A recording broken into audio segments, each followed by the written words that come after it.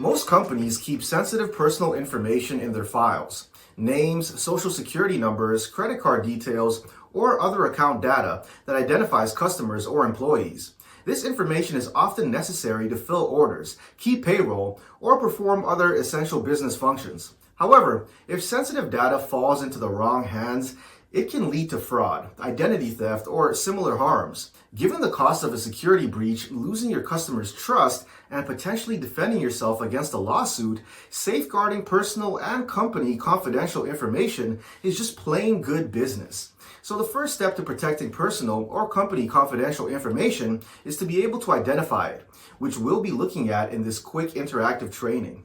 The concepts are taught through scenario-based learning, and I hope that by the end of this quick refresher training, you'll be able to identify and protect your personal and company's confidential information. Let's get started.